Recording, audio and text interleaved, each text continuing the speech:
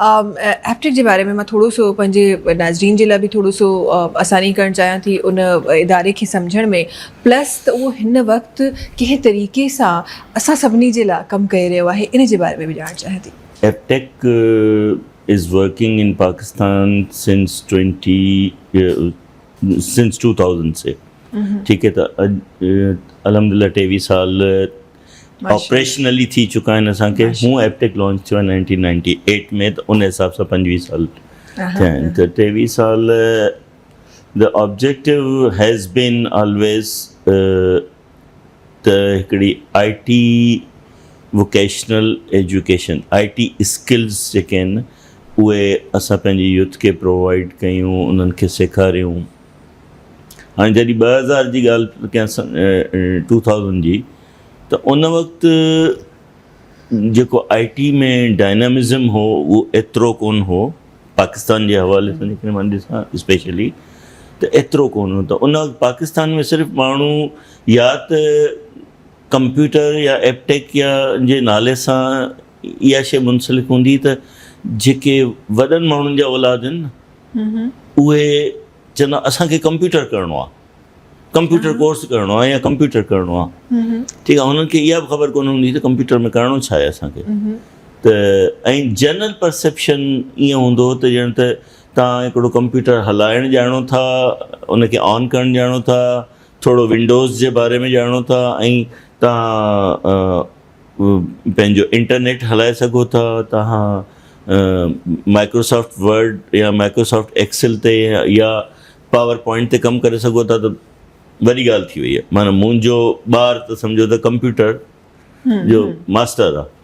त एक्चुअली उन कॉन्सेप्ट असां वटि इहो ई हो न, त हिकिड़ो MS ऑफिस जी लेवल ते तव्हां सम्झो पिया त भई. पर एप्टेक हिकिड़ो जॾहिं उन पंहिंजो पूरो प्रोग्राम लॉन्च कयो हिते, त पोइ माण्हुनि खे बि ख़बर पई, असां बि उन्हनि खे अवेयरनेस ॾिनी त IT is not all about MS office.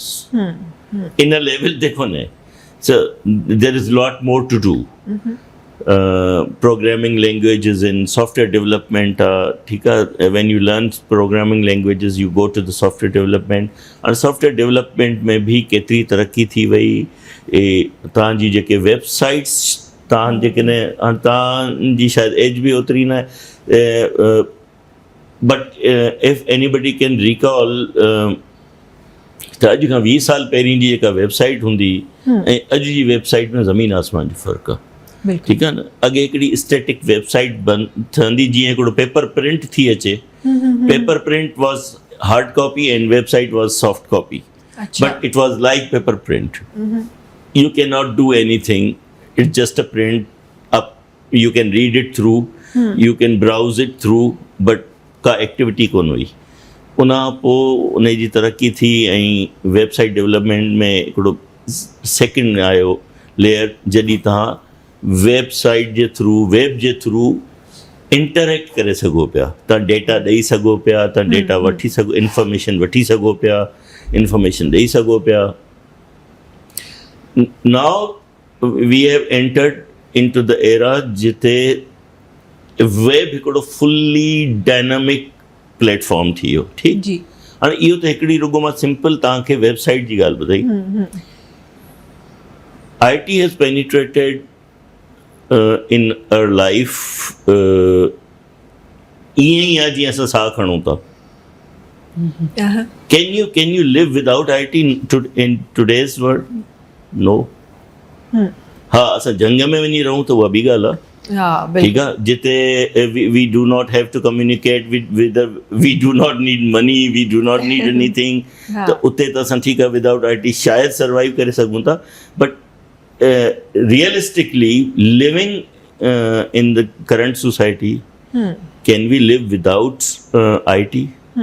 IT knowledge, IT skills. हाणे IT स्किल्स ही तव्हांजो कीबोर्ड आहे, you call keyboard. ठीक है, this is all programmed. बिल्कुल. इन हिकिड़े कीबोर्ड में तव्हांजो ड्रम बि अची वियो, तव्हांजो ऑर्केस्ट्रा बि अची वियो, तव्हांजो फ्लूट बि अची वियो, तव्हांजो एवरीथिंग इज़ देयर. ऐं प्लस प्री प्रोग्राम्ड पूरी कंपोजिशन है. You can compose your composition and record that composition and everything you can do. So what is that?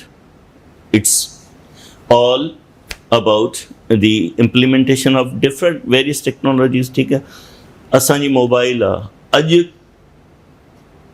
Anybody who could claim कि I do not use mobile ना है ना. So हर बंदो चाहे गरीब खां गरीब बंदो बि आहे न, उहो मोबाइल फ़ोन यूज़ करे थो. जेकॾहिं हुनखे अलाह साईं एतिरी इस्तिताअत ॾिए थो त उहो बुखियो रही करे बि टच मोबाइल ज़रूरु वठे थो. बिल्कुलु बिल्कुलु. And when U got the touch mobile हलाइण इज़ अ स्किल न.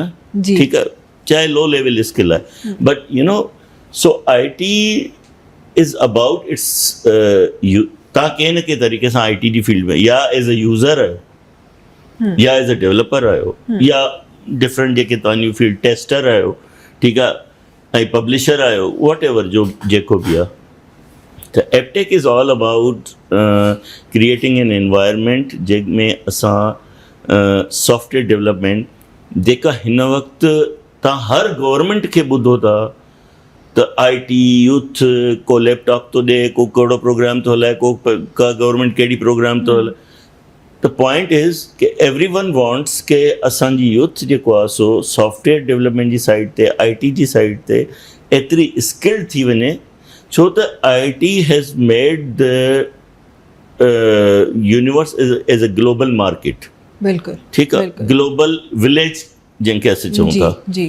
त तव्हां नो मैटर तव्हां हिते वेठा आहियो, कराची में वेठा आहियो, तव्हां कश्मीर में वेठा आहियो, तव्हां लाड़काने में वेठा आहियो, तव्हां लाहौर में वेठा, किथे वेर एवर यू आर, KPK में वेठा, बलूचिस्तान में वेठा, किथे बि वेठा आहियो, you can still be part of an organisation which is based out of USA, which is based out of maybe China, which is based out of Malaysia. ठीक है, किथे जी भी ऑर्गेनाइजेशन हुजे, you can be part of that because of this globalization. ठीक, त असां जब उहे जेके बैरियर्स आहिनि, जेके तव्हांजा बाउंड्रीज़ आहिनि, उहे त ख़तमु थी वियूं आहिनि कमु करण जूं. हाणे या त तव्हांखे स्किल केतिरी थी अचे. So can you actually deliver, can you actually be part of that global market जेका अवेलेबल आहे असांजे लाइ.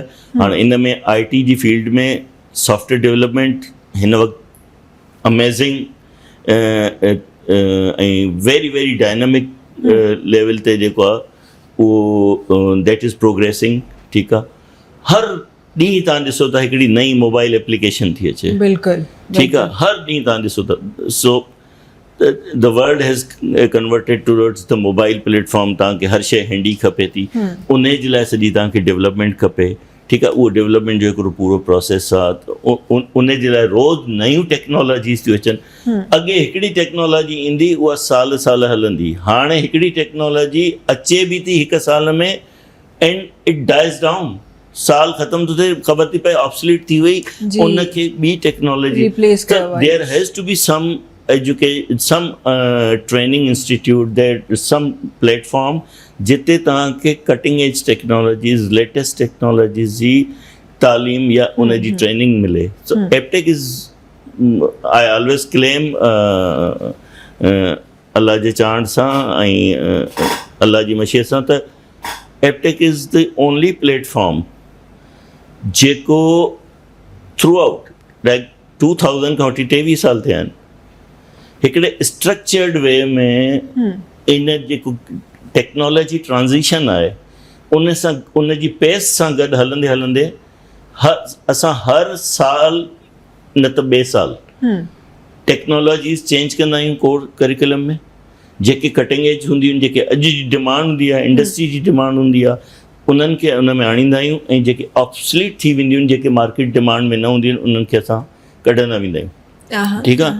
ऐं एतिरो तेज़ी सां कोर्स, मैडम लुबना बि वेठी आहे, त एतिरो तेज़ी सां कोर्स चेंज करणु मज़ाक न आहे ऐं उन जे लाइ ट्रेनिंग प्रोग्राम्स डेवलप करणु मज़ाक न आहे. असां वटि जेके डिफरेंट ऑर्थोडॉक्स क़िस्म जा जेके आहिनि न एजुकेशनल इंस्टीट्यूशन, जी। उहो ई पुराणो कोर्स आहे 10 साल पहिरीं 15 साल पहिरीं जेको पढ़ायो आहे न, तव्हांखे नोट्स बि अॼु टीचर जे हथ में उहे ई मिलंदा। Even more than that also, तव्हां त 10-15 साल जी ॻाल्हि पिया कयो, पर उन खां पहिरीं मूंखे लॻे थो उहे ई कोर्सिस आहिनि जेके अॼु ताईं काफ़ियुनि जॻहियुनि ते, अच्छा इहा बि हिकु प्लस पॉइंट आहे, ब्रेक ते असांखे वञिणो आहे, पर इहो बि हिकु प्लस पॉइंट आहे असां वटि त जेके सुठा इंस्टीट्यूट्स आहिनि उहे छो त हिकु रूल ऑफ लॉ खे फॉलो असांखे करिणो आहे, उन्हनि कोर्सिस जे थ्रू हलणो आहे, उन में कुझु न कुझु एड ऑन करे अॼोके जेको हिसाब सां जेका एजुकेशन आहे उनखे खणी हलनि था। सो असां वटि इहो बि प्लस पॉइंट आहे त ठीकु आहे, असां वटि उहे इंस्टीट्यूट आहिनि जेके इन ते बि कमु करे रहिया आहिनि। इनशाला असां कोर्सिस बि नया ॾिसंदासीं, उहे ॿारनि जे हथ में उहे साॻियूं किताबूं न हूंदियूं जेके मां पढ़ियूं आहिनि या जेके तव्हां पढ़ियूं आहिनि। अच्छा, हिकु शइ इक़बाल साहब मां थोरो सो हिते इन्वॉल्व करणु चाहियां थी त हीअ जेतिरो बि टेक्नोलॉजी जी असां ॻाल्हि कई आहे या एप्रिक जी ॻाल्हि कई आहे, एप्रिक जे सॼे प्रोसीजर जी ॻाल्हि कई आहे, जंहिं तरीक़े सां माण्हू उनखे यूज़ करे रहिया आहिनि, मूंखे अॼु बि थोरो सो ड्रॉबैक ॿाहिराड़ी वारे साइड लॻे थो। बिकॉज़ थोरो सो मां इन ते थोरो रिसर्च कयो, थोरो सर्वे कयो हो, त अॼु बि ॿाहिराड़ी में असां वटि उहा औरत वेठी आहे, उहो मर्द वेठो आहे जंहिंजे सॼे घर में को हिकिड़ो फ़ोन आहे, उहो बि शायदि टच स्क्रीन न आहे, उहो नॉर्मल बटन फ़ोन आहे, ऐं किथे किथे त नेटवर्क्स ई न आहिनि, बट उहे कमु एतिरो ख़ूबसूरत करे रहिया आहिनि जो उन्हनि सां गॾु अगरि इहा टेक्नोलॉजी जुड़े त शायदि उहे असां सभिनी खां बहितर साबित थियनि। सो उते मूंखे हिकु ड्रॉबैक लॻे थो त उते असांखे टेक्नोलॉजी पहुचाइण जी अञा बि ज़रूरत आहे। बिल्कुलु ज़रूरत आहे। ऐं ॾिसो, मुंहिंजो त मोटो हूंदो आहे अञा बि त bringing technology to the doorstep of every town, ठीकु आहे। ऐं उन सिलसिले में थोरो असां कमु बि कयो। असां उमरकोट, टंडोलया, पंहिंजो टंडो आदम, इन्हनि शहरनि ताईं बि मोरो, ठीकु आहे। ऐं हींअर बि असांजे एप्टेक लाड़काणे में बि आहे, सखर में बि आहे, ठीकु आहे। ऐं के में तव्हां इंट्रस्टिंगली शायदि ॿुधो, अलाए कोन ॿुधो हूंदो, न ॿुधो हूंदो शायदि, त हिकिड़ो इलाइक़ो आहे लोअर दीर तिमरगरा। त के में असां तिमरगरा में वञी, उते पहाड़नि जे विच में उहो हिकिड़ो नंढो शहर आहे, त उते बि असां एप्टेक खोलियो आहे।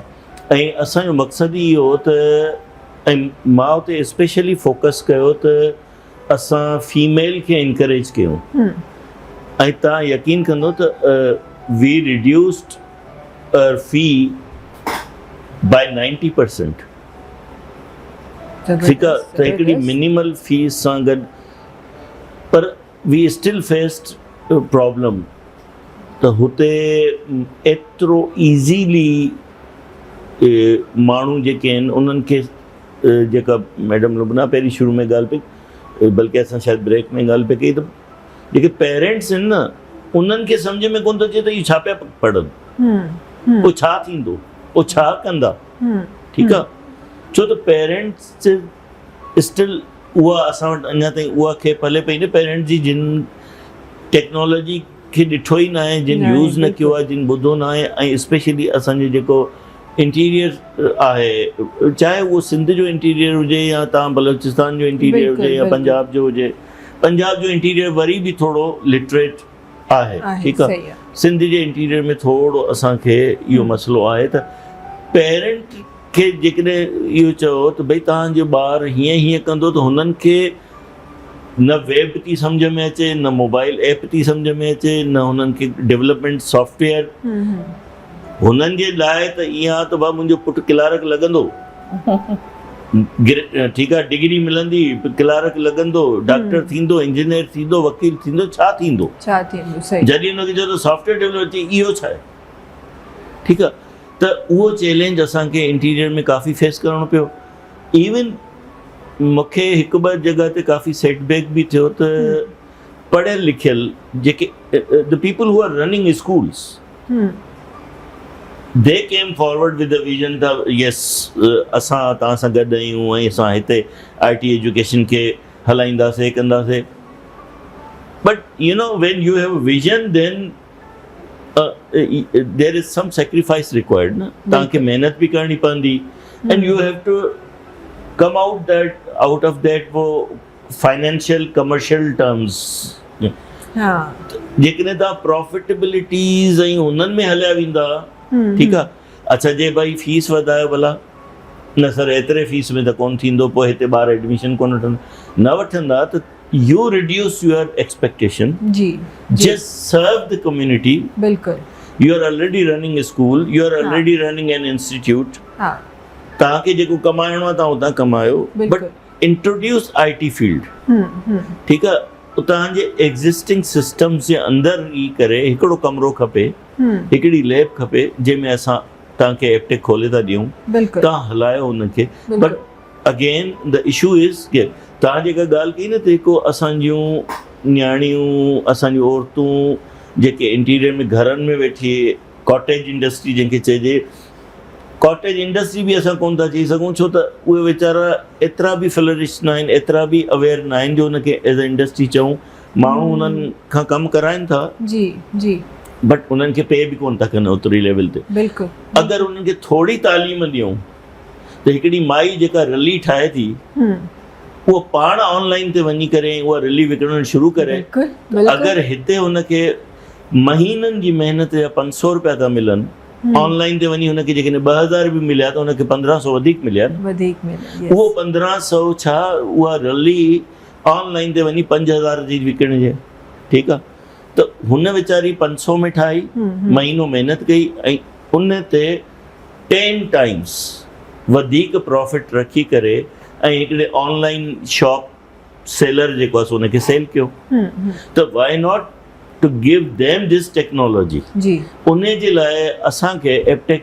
मां तव्हांजे नाज़रीन खे बि रिक्वेस्ट कंदुसि ऐं मूंखे छा खपे मूंखे उतां जा माण्हू खपनि because I can not run Aptechs by sitting in Karachi जी त कश्मीर में वेही मैडम इंडिया में जी। कश्मीर में वेही एप्टेक हलायां मां ऐं हिकिड़े नंढनि ॻोठनि शहरनि में वेही मां एप्टेक हलायां पर उतां जो को विजनरी माण्हू उतां जो को अहिड़ो माण्हू जेको मुआशिरे लाइ रियली कमु करणु चाहे ॾिसो मानी ख़ैरात ॾियणु पैसा ॾियणु